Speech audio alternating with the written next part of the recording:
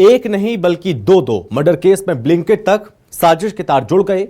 Delhi police ने जो खुलासा किया वो हैरान करने वाला है, क्योंकि 15 मिनट में सामान डिलीवर करने वाली इस कंपनी ने एक ऐसा गुनाह किया जिसको लेकर दिल्ली पुलिस ने आर्म्स एक्ट के तहत केस दर्ज किया, उसके कई ठिकानों पर छापेमार कार्रवाई की और प्रतिबंधित हथियार बरामद कर लिए।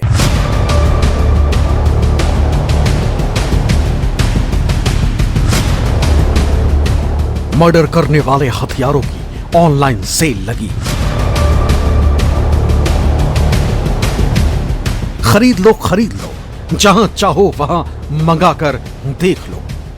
15 मिनट में पहुंचेगा, मर्डर का हथियार मिल जाएगा। ऐसा दावा न्यूज 24 नहीं कर रहा है, बल्कि ब्लिंकिट जैसे प्लेटफॉर्म खुद ही ऐसा करते हैं। जहां चाहो, जैसा चाहो वैसा सामान अगर आपको ब्लिंकिट जैसे प्लेटफॉर्म पर दिख रहा है तो समझो आपकी जरूरतें पूरी हो जाएंगी, फिर चाहे सामान कैसा भी क्यों ना हो।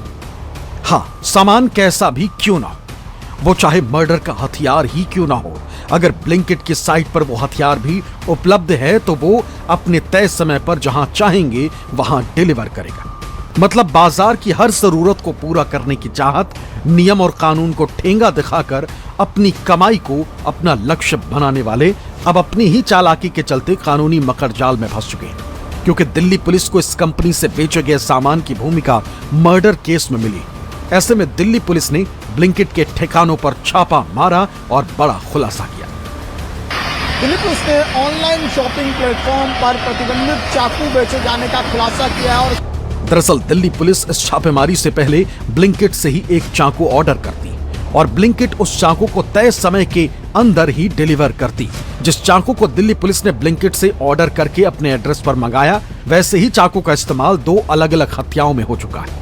ऐसे में दिल्ली पुलिस पता लगा रही थी कि आखिर अवैध बटनदार चाकू का व्यापार कौन कर रहा है, जिसके बाद पुलिस तमाम ऑनलाइन व्यापार करने वाली साइटों से घूमते हुए ब्लिंकिट की साइट तक पहुंच गई। वहां उसने देखा कि 2 अलग-अलग हत्याओं में इस्तेमाल होने वाले चाकू बिक रहे हैं। ऐसे में दिल्ली पुलिस ने खुद ग्राहक बनकर प्लेटफॉर्म से चाकू मंगाया जो कानूनन प्रतिबंधित है। इस चाकू के डिलीवर होने के बाद पुलिस ने कंपनी के कई ठिकानों पर छापा मारा और अलग-अलग ठिकानों से करीब 50 बटनदार चाकू बरामद किए। दिल्ली पुलिस को सूचना मिली थी कि ब्लिंकिट पर खुलेआम चाकू बेचे जा रहे हैं और तय मानकों से ज़्यादा है जिनकी लंबाई और चौड़ाई, जिसके बाद दिल्ली पुलिस ने खुद जो है इस प्लेटफॉर्म से ऑर्डर किया और जब पुलिस के पास चाकू ऑनलाइन ऑर्डर करने के बाद डिलीवर हुआ और जब उसे पुलिस ने देखा उसके बाद पुलिस ने कार्रवाई शुरू की। स्टैनली नाम से ये चाकू करीब 700 रुपये में ब्लिंकिट की साइट पर जाकर बेचा जा रहा था, जिसके बाद पुलिस ने ब्लिंकिट के जो विभिन्न स्टोर हैं दिल्ली में वहाँ पर रेड की और वहाँ से 16 इस तरह के बटनदार चाकू रिकवर किए हैं और उसके बाद जो इनका वेयर हाउस है गुरुग्राम में ब्लिंकिट का, वहाँ पर भी पुलिस की टीम पहुंची और वहाँ से 32 और इसी तरीके के धारदार चाकू रिकवर किए हैं। इस कामयाबी के बाद दिल्ली पुलिस ने ब्लिंकिट को पूछताछ के लिए नोटिस जारी किया है, लेकिन दिल्ली पुलिस के निशाने पर अब सिर्फ ब्लिंकिट नहीं है बल्कि कई दूसरे ऑनलाइन डिलीवरी प्लेटफॉर्म भी हैं, क्योंकि अपराधी अब इनकी मदद से खौफनाक वारदातों को अंजाम दे रहे हैं। इसका खुलासा तब हुआ जब दिल्ली के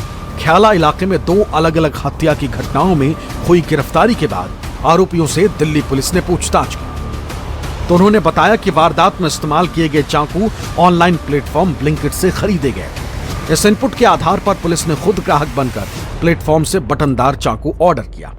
मंगवाए गए चाकू की जांच में पाया गया कि उसकी लंबाई और चौड़ाई सरकार के निर्धारित मानकों से ज्यादा थी। उसकी धार भी तय मानकों से ज्यादा खतरनाक है। कानून के तहत बटन दबाकर खुलने वाले चाकू प्रतिबंधित श्रेणी में आते हैं और उनकी बिक्री अपराध मानी जाती है, क्योंकि सरकार के तय गाइडलाइन के मुताबिक चाकू की ब्लेड की अधिकतम लंबाई 7.62 सेंटीमीटर हो सकती है। चाकू की ब्लेड की अधिकतम चौड़ाई 1.72 सेंटीमीटर हो सकती है। लेकिन दिल्ली पुलिस ने जो चाकू मंगवाया उस चाकू की ब्लेड की लंबाई 8 सेंटीमीटर है, जबकि चाकू के ब्लेड की चौड़ाई 2.5 सेंटीमीटर है।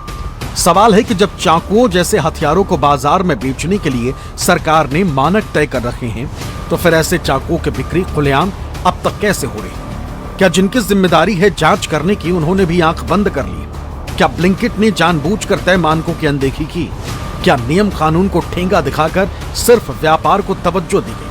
क्योंकि अब जब दिल्ली पुलिस ने थाना ख्याला में ब्लिंकिट के खिलाफ आर्म्स एक्ट के तहत केस दर्ज कर नोटिस भेजा तो कंपनी ने ऐसे चाकुओं को अपनी साइट से हटा दिया। जबकि जांच के दौरान दिल्ली पुलिस ने 15 फरवरी को ब्लिंकिट के अलग अलग स्टोर से 16 चाकू बरामद किए।